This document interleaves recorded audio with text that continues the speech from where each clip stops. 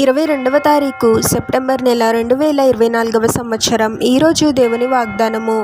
కీర్తనలు 138వ అధ్యాయము 3వ వచనము. నేను మొరపెట్టిన దినమున నీవు నాకు ఉత్తరమిచ్చితివి, నా ప్రాణములో త్రాణ పుట్టించి నన్ను ధైర్యపరిచితివి. సహోదరి సహోదరులారా, ప్రభువు తప్పకుండా మన ప్రార్థనలను ఆలకిస్తాడు. ఏదైనా సమస్య శ్రమ వచ్చినప్పుడు కొంతమంది వారు చేయాల్సిన ప్రయత్నాలన్నీ చేసి సహాయం అందకపోతే చివరకు ప్రభు దగ్గరకు వస్తారు. అప్పుడు ప్రభువునకు ప్రార్థిస్తారు.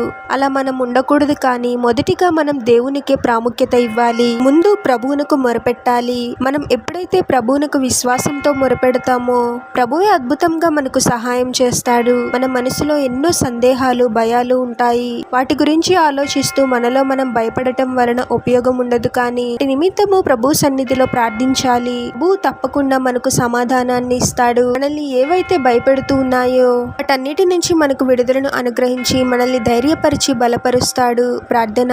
పరిశుద్ధుడవగు ప్రభువా, మీ పరిశుద్ధమైన పాదాలకు వేలాది వందనాలు, స్తుతులు, స్తోత్రాలు చెల్లించుకుంటున్నాము తండ్రి. నాకు నూతన దినములోనికి మమ్మల్ని క్షేమంగా ప్రవేశింపచేసిన దేవా, మీకే స్తోత్రం ప్రభువా. ప్రతి పరిస్థితిలోనూ ముందు మీకు మొరపెట్టే వారముగా మేము ఉండాలి తండ్రి. మీకే మొదటి ప్రాముఖ్యత ఇవ్వాలి ప్రభువా. మీ సన్నిధిలో విశ్వాసంతో ప్రార్థించే వారముగా మేము ఉండాలి తండ్రి. అటువంటి మనసుని మాకు అనుగ్రహించండి తండ్రి. మాలో భయం పుట్టించి బలహీనపరిచే ప్రతి ఆలోచన నుండి మాకు విడుదలను అనుగ్రహించండి తండ్రి.